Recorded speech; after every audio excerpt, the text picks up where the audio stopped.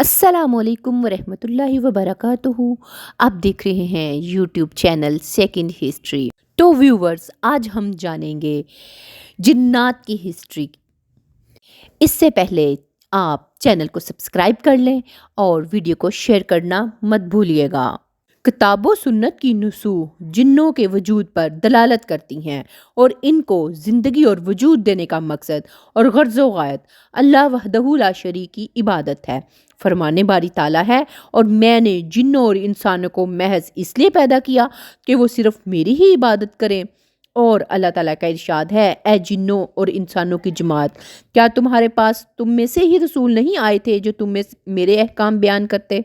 اور جنوں کی مخلوق ایک مستقل اور لا عہد ہے، جس کی اپنی ایک طبیعت ہے جس سے وہ دوسروں سے ممتاز ہوتے ہیں، اور ان کی وہ صفات ہیں جو انسانوں پر مخفی ہیں۔ تو ان میں اور انسانوں میں جو قدر مشترک ہے وہ یہ ہے کہ عقل اور قوت اور خیر اور شر کو اختیار کرنے میں ان دونوں کی صفات ایک ہیں۔ اور جن کو جن چھپنے کی وجہ سے کہا جاتا ہے، یعنی کہ وہ آنکھوں سے چھپے ہوتے ہیں۔ اللہ تعالیٰ کا ارشاد ہے، بے شک وہ اور اس کا لشکر تمہیں وہاں سے دیکھتا ہے جہاں سے تم اسے نہیں دیکھ سکتے۔ اور جنات کی تخلیق کے بارے میں قرآن پاک میں ذکر آیا ہے، خلق الانسان من صلصال کالفخار وخلق الجان من مارج من نار۔ مطلب ہم نے انسان کو ٹھیکری کی طرح بجتی ہوئی مٹی سے پیدا کیا اور جن کو آگ کی لپیٹ سے پیدا کیا۔ اس آیت کی تفسیر کچھ اس طرح سے ہے، اصل میں من مارجن من نار سے مراد ایک خاص نوعیت کی آگ ہے، نہ کہ وہ آگ جو لکڑی یا کوئلہ جلانے سے پیدا ہوتی ہے۔ اور مارج کے معنی ہے خالص شعلہ جس میں دھواں نہ ہو۔ جس طرح پہلا انسان مٹی سے بنایا گیا، پھر تخلیق کے مختلف مدارج سے گزرتے ہوئے اس کے جسد خاکی نے گوشت پوست کی زندہ بشر کی شکل اختیار کی اور آگے اس کی نسل نطفہ سے چلی، اس طرح پہلا جن خالص آگ کے شعلے سے پیدا کیا گیا اور بعد میں اس کی ذریعت سے جنوں کی نسل پیدا ہوئی۔ ان کا وجود بھی اصلاً ایک آتشی وجود ہے، لیکن جس طرح ہم محض ایک تودہ خاک نہیں ہیں، اسی طرح وہ بھی محض شعلہ آتشی نہیں ہیں۔ اور سلسالن خشک مٹی کو کہتے ہیں، اور جس مٹی میں آواز ہو وہ فخار کہلاتی ہے۔ اس کے علاوہ وہ مٹی جو آگ میں پکی ہوئی ہو اسے ٹھیکری کہتے ہیں۔ مارجن سے مراد سب سے پہلا جن ہے جسے ابو الجن کہا جا سکتا ہے، جیسے آدم کو ابو الآدم کہا جاتا ہے۔ لغت میں مارج کا مطلب آگ سے بلند ہونے والے شعلے کو کہتے ہیں۔ مختلف روایات کے مطابق انسان کی تخلیق سے قبل دنیا میں جن 2000 سال سے آباد تھے۔ اللہ تعالیٰ اپنی عزت والی کتاب میں جنوں کی اصلی خلقت کے متعلق بتاتے ہوئے فرماتے ہیں، اور ہم نے پہلے جنوں کو لو والی آگ سے پیدا کیا۔ اور عائشہ رضی اللہ تعالیٰ عنہا سے روایت ہے، صحیح حدیث میں مروی ہے کہ وہ بیان کرتی ہیں کہ نبی صلی اللہ علیہ وسلم نے فرمایا، فرشتے نور سے پیدا کیے گئے ہیں اور جنوں کو آگ سے پیدا کیا گیا ہے، اور آدم علیہ السلام کی پیدائش کا وصف تمہیں بیان کیا گیا ہے۔ کتاب و سنت کی نصوص جنوں کے وجود پر دلالت کرتی ہیں اور ان کو اس زندگی اور وجود دینے کا مقصد اور غرض و غایت اللہ وحدہ لا شریک کی عبادت ہے۔ فرمانے باری تعالیٰ ہے، اور میں نے جنوں اور انسانوں کو محض اس لیے پیدا کیا ہے کہ وہ صرف میری ہی عبادت کریں۔ اور اللہ تعالیٰ کا ارشاد ہے، اے جنوں اور انسانوں کی جماعت، کیا تمہارے پاس تم میں سے ہی رسول نہیں آئے تھے جو تم میں میرے احکام بیان کرتے؟ اور جنوں کی مخلوق ایک مستقل اور اعلیٰ عہد ہے جس کی اپنی ایک طبیعت ہے جس سے وہ دوسروں سے ممتاز ہوتے ہیں، اور وہ ان کی وہ صفات ہیں جو انسانوں پر مخفی ہیں۔ تو ان میں اور انسانوں میں جو قدر مشترک ہے وہ یہ ہے کہ وہ عقل اور قوت اور خیر و شر کو اختیار کرنے میں دونوں کی صفات ایک جیسی ہیں۔ اللہ تعالیٰ نے جنوں کی مختلف اقسام پیدا فرمائی ہیں جو اپنی شکلیں بدل سکتے ہیں، مثلاً کتے، سانپ، اور کچھ وہ ہیں جو پروں والے ہیں اور ہواؤں میں اڑتے ہیں، اور کچھ وہ ہیں جو آباد ہونے والے ہیں اور کوچ کرنے والے ہیں۔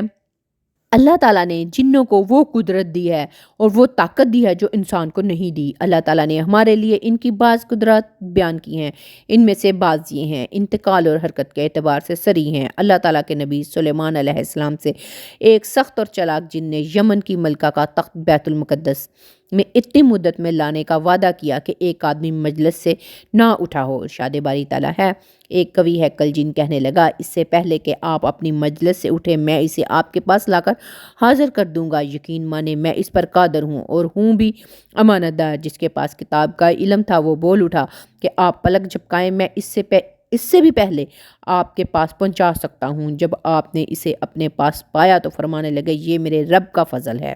جنات کھاتے پیتے بھی ہیں۔ عبداللہ بن مسعود رضی اللہ تعالیٰ عنہ بیان فرماتے ہیں، نبی صلی اللہ علیہ وسلم نے فرمایا، میرے پاس جنوں کا دائی آیا تو میں اس کے ساتھ گیا اور ان پر قرآن پڑھا۔ فرمایا کہ وہ ہمیں لے کر گیا اور اپنے آثار اور اپنے آگ کے آثار دکھائے، اور نبی صلی اللہ علیہ وسلم سے زاد راہ کے متعلق پوچھا تو انہوں نے کہا کہ ہر وہ ہڈی جس پر اللہ کا نام لیا گیا ہو وہ تمہارے ہاتھ آئے گی تو وہ گوشت ہوگی، اور ہر مینگنی تمہارے جانوروں کا چارہ ہے۔ تو رسول اللہ صلی اللہ علیہ وسلم نے فرمایا، ان دونوں سے استنجا نہ کیا کرو کیونکہ یہ تمہارے بھائیوں کا کھانا ہے۔ اور ایک روایت میں ہے، بے شک میرے پاس نصیبی جنوں کا ایک وفد آیا اور وہ جن بہت اچھے تھے، تو انہوں نے مجھے کھانے کے متعلق پوچھا تو میں نے اللہ تعالیٰ سے ان کے لیے دعا کی کہ وہ کسی ہڈی اور لید کے پاس سے گزریں تو اسے اپنا کھانا پائیں۔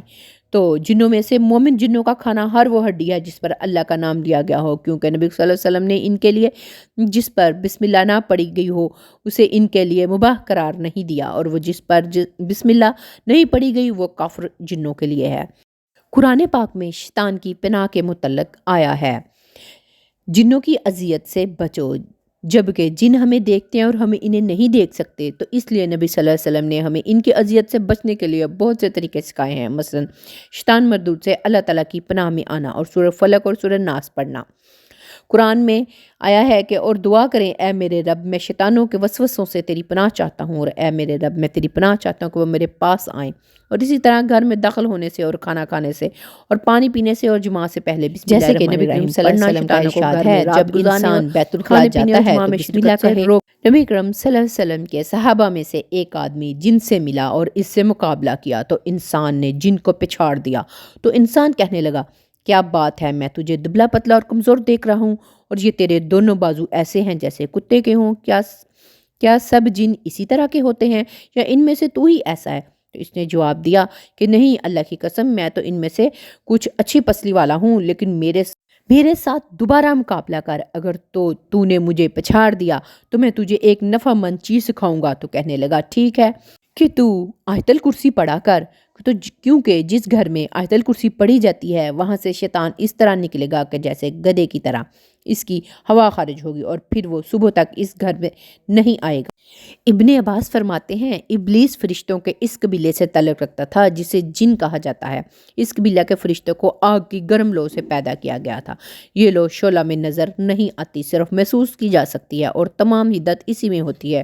ابلیس کا نام حارس تھا اور یہ جنت کے پہرے داروں میں سے ایک پہرے دار تھا۔ اس کے علاوہ باقی تمام فرشتوں کو نور سے پیدا کیا گیا، اور ایک جگہ فرمایا، ابلیس فرشتوں کا سردار تھا اور اس کا قبیلہ ان سب سے معزز و محترم تھا۔ اس کے علاوہ یہ بہشت کے باغات پر بھی نگران تھا۔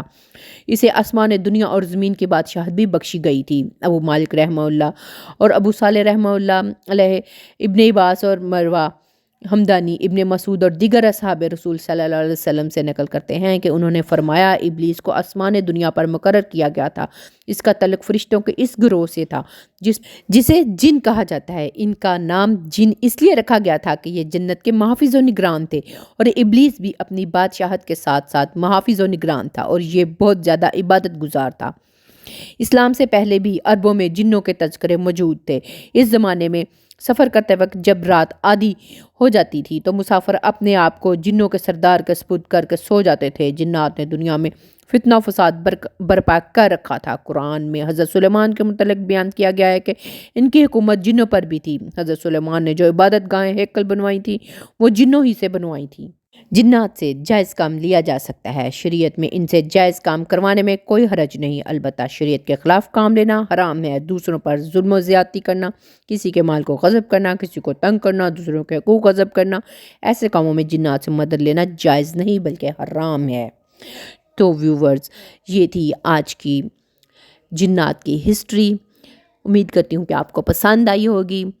چینل کو سبسکرائب ضرور کریں اور ویڈیو کو شیئر لازمی کریں۔ اوکے، انشاءاللہ ملتے ہیں نیکسٹ ویڈیو میں. تب تک کے لیے اللہ حافظ.